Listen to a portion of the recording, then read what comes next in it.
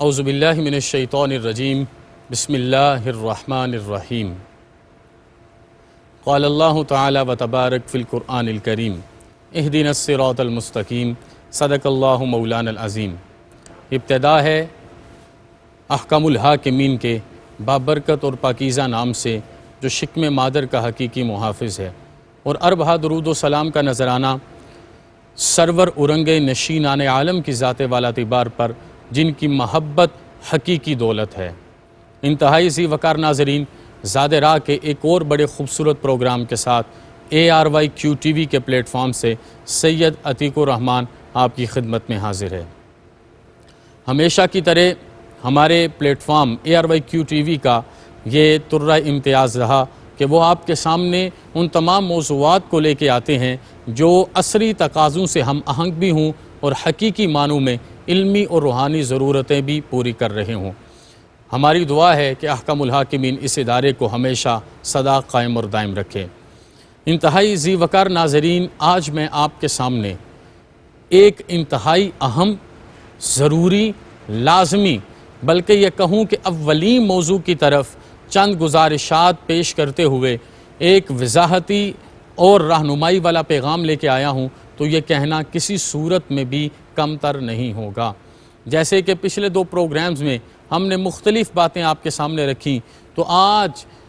अल्लाह पाक का जो दीन है, जिसे हम दीन इस्लाम कहते हैं, जो सिरात मुस्तकीम है, सीधे रस्ते पर चलना है, वो कौन कौन सी चीज़ें हैं जो हमें इस रस्ते पर लेके जाएंगी। जनाब सैयदना उमर बिन ख़त्ताब के साहबज़ादे जनाब अब्दुल्ला बिन उमर से एक मशहूर हदीस मुबारक रिवायत है। इसी का ही सहारा लेते हुए, क्योंकि हमारा सहारा तो है ही ये, इसी का ही सहारा लेते हुए मैं बात को आगे चलाऊँगा। आप कहते हैं कि हमने 2 जहां के वाली रसूल अकरम शफ़ी उम्मम ख़तीब मुअज़्ज़म रहमत दो जहां सल्लल्लाहु अलैहि वसहबी वसल्लम से ये सुना कि आपने इरशाद फरमाया, बुनियल इस्लाम अला खमसिन, इस्लाम की जो इमारत है इसकी बुनियाद 5 चीज़ों पर है। सबसे पहले क्या है? शहादत अल्लाह इलाहा इल्लल्लाह व अन्ना मुहम्मदर रसूलुल्लाह सल्लल्लाहु अलैहि वसल्लम। फिर उसके बाद इरशाद फरमाया, व इक़ामिस्सला व ईताइज़ ज़का व हज्जिल बैत और व सौम रमज़ान। इरशाद फरमाया कि इस्लाम की इमारत की बुनियाद 5 चीज़ों पे है। सबसे पहले अल्लाह की तौहीद और रसूल करीम सल्लल्लाहु अलैहि वसल्लम की रिसालत का इक़रार, फिर उसके बाद नमाज को कायम करना, फिर उसके बाद अपने माल को ज़कात के ज़रिए पाक करना, फिर उसके बाद हज बैतुल्लाह करना, फिर उसके बाद रमज़ान के रोज़े रखना। इंतहाई ज़ी वकार नाज़रीन,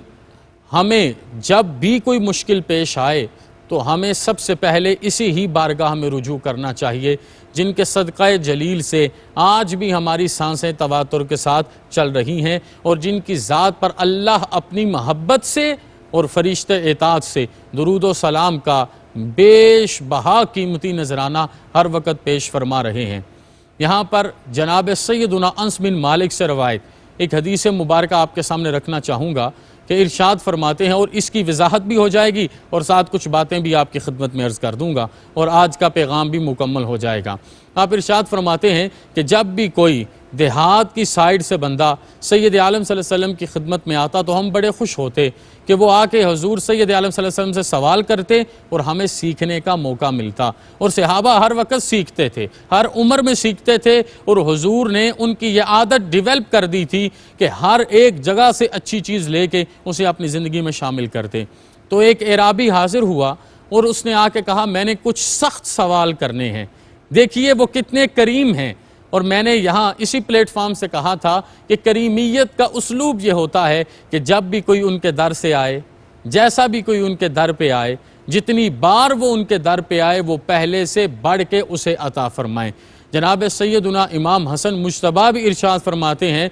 कि मेरे नाना हुजूर का कर्म ऐसा था, जो भी उनके दर पे आके दामन फैलाता उसे दोबारा किसी और के दर पे जाके दामन फैलाने की हाजत नहीं रहती थी। तो उसने कहा, मैंने इंतहाई सख्त सवाल करने हैं। मेरे आका ने खंदा पेशानी से इरशाद फरमाया, आप सख्त सवाल कीजिए, मैं जवाब ज़रूर दूंगा। उसने कहा कि आपका ये पैगाम मुझ तक पहुँचा, मुझे ये बताएं कि आपने कहा अल्लाह एक है, तो इरशाद फरमाइए कसम उठा के, क्या वाकई वो एक है? तो आपने कसम उठा के कहा, हाँ मैंने यही वहदानियत का पैगाम दिया है, मेरा रब एक है। कहा कि आपने कहा मुझे उसने रसूल बनाकर भेजा है, तो इरशाद फरमाइए क्या वाकई आपको उसने रसूल बना के भेजा? तो आपने दोबारा उसको जवाब दिया, कहा हाँ मुझे उसने रसूल बना के भेजा। फिर उसने नमाज पर भी यही बात की, रोज़े पर यही बात की, ज़कात और हज पर यही बात की। तो हुजूर ने इसी तरह तवातुर से इरशाद फरमाया, कहा हाँ मैं उस रब की कसम उठाता हूँ जिसने मुझे सारी इज़्ज़तों से नवाज के भेजा है और जिसके कब्ज़ा इख्तियार कब्ज़ा कुदरत में मेरी जान है। ये सारी बातें इसी तरह हैं। तो उसने जब ये सारी बातें सुन ली तो वो उठ के जाने लगा और उसने कहा कि मैं आज आपसे वादा करता हूँ मैं इनमें ना तो कमी करूँगा ना बेशी करूँगा और पूरा मुस्तकीम होके सिरात मुस्तकीम की इस दावत पे इसी रास्ते पर मैं कारबंद रहूँगा।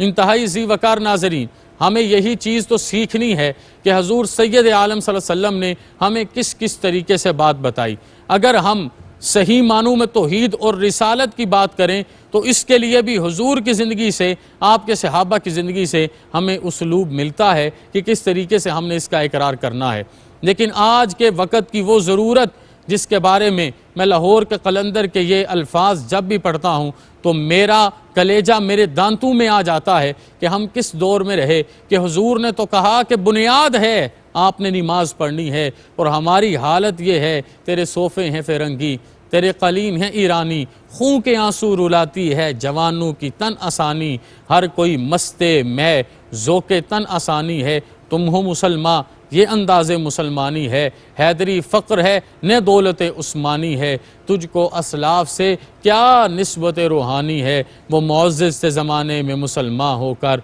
तुम खार हुए तारिके क़ुरआन होकर, मेरे काबे को जबीनों से बसाया किसने, मेरे क़ुरआन को सीनों से लगाया किसने, सफ़े दहर से बातिल को मिटाया किसने, नौ इंसानी को ग़ुलामी से छुड़ाया किसने, थे तो आबा वो तुम्हारे ही मगर तुम क्या हो, हाथ पर हाथ दरे मुंतज़रे फ़रदा हो, वाइज़े कौम की वो पुख्ता ख़याली न रही, बरक़े तबी न रही, शोला मकाली न रही, रह गई रस्म आज़ां रूहे बिलाली न रही, फ़लसफ़ा रह गया तलक़ीन गज़ाली न रही, मस्जिद मरसिया खां हैं कि नमाजी न रहे,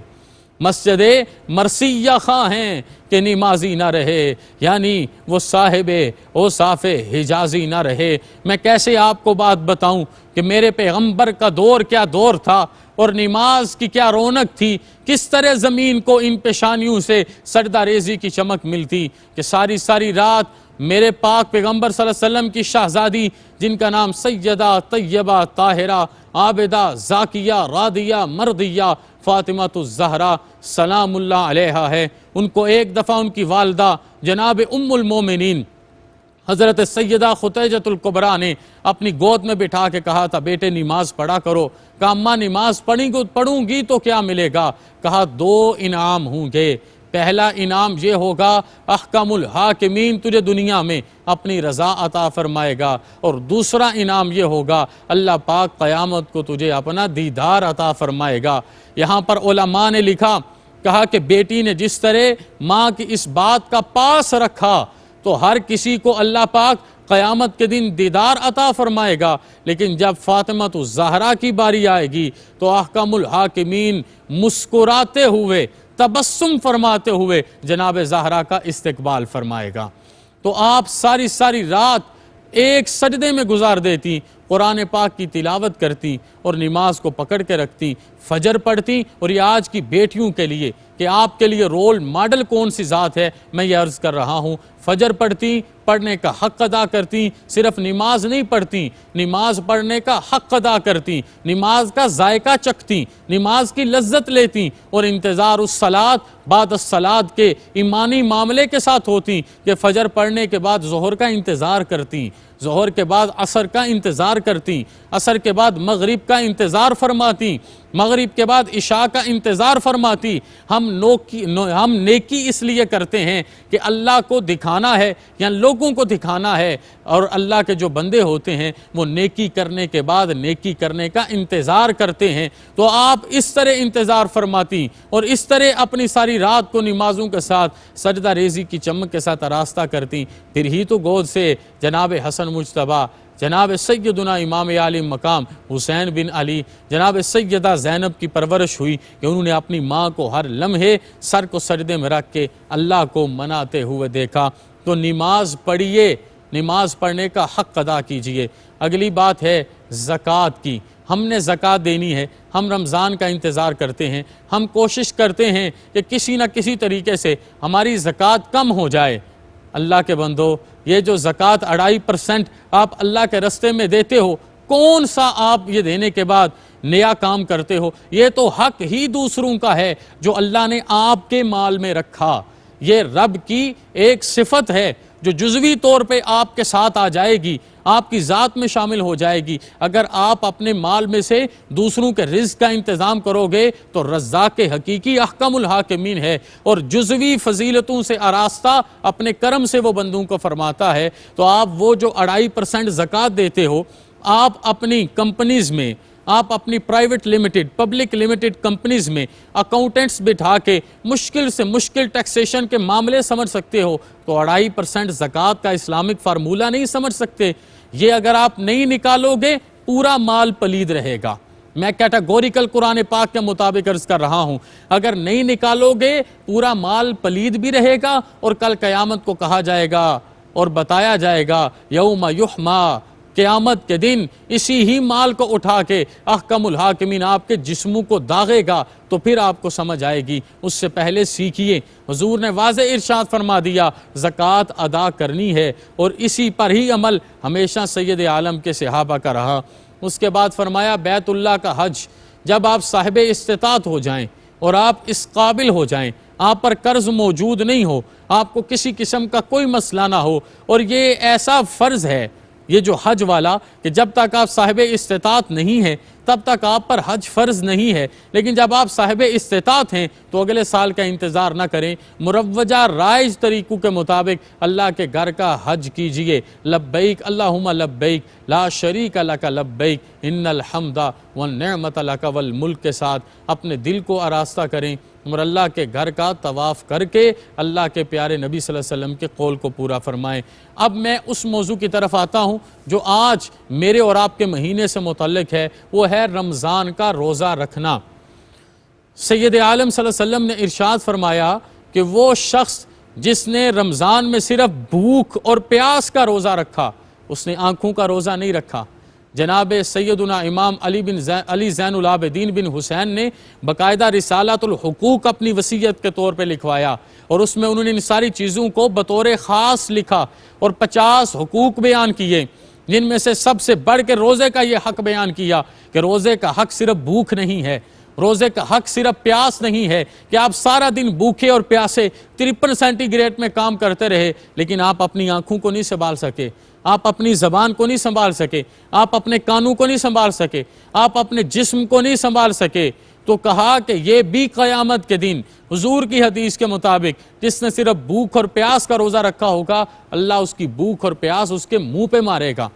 लेकिन जिसने अल्लाह के लिए रोज़ा रखा होगा उसको 2 खुशियाँ नसीब होंगी। पहली खुशी जब वो यहाँ पर दुनिया में अफ्तार कर रहा है, और दूसरी खुशी व इंदा लिक़ाए रब्बिही, जब क़यामत को वो अपने रब की हरीम नास में हाजिर होगा तो अल्लाह रमज़ान के रोज़े के बदल में उसको उस खुशी से भी नवाजेगा। इसलिए इन बुनियादों को अपने सामने रखिए कि हम जिस इस्लाम की बिल्डिंग को, इमारत को देखते हैं उसकी फाउंडेशन क्या है और उसमें कौन कौन से अराकीन हैं, और इनको आपने लाजमी पकड़ना है। और जो इनको लाजमी पकड़े, तवातुर से रसूल अकरम सल्लल्लाहु अलैहि वसल्लम की हदीस मौजूद हैं कि जो इन सारी चीज़ों पर अमल करे, अल्लाह की तौहीद और मेरी रिसालत की गवाही देता हो, नमाज कायम करता हो, ज़कात बेहतरीन तरीके से हकदार तक पहुँचाता हो, हज करता हो और रमज़ान के रोज़े रखता हो, इंशाअल्लाह अल्लाह उसे जन्नतुल फिरदौस अता फरमाएगा और जन्नत ही उसका ठिकाना होगी। मेरा मालिक मुझे और आपको तौफीक अता फरमाए, हम ज़ादे राह से ये ज़ादे राह अपनी ज़िंदगी में शामिल करते रहें और अपनी ज़िंदगी को अल्लाह और उसके रसूल के बताए हुए सीधे रस्ते पर चलाते रहें ताकि हम अमर हो सकें। अहकामुल हाकिमीन हमारे गुनाहों को माफ़ फरमाए, हम सब पे करम फरमाए। वमा अलैना इल्लल बलागुल मुबीन।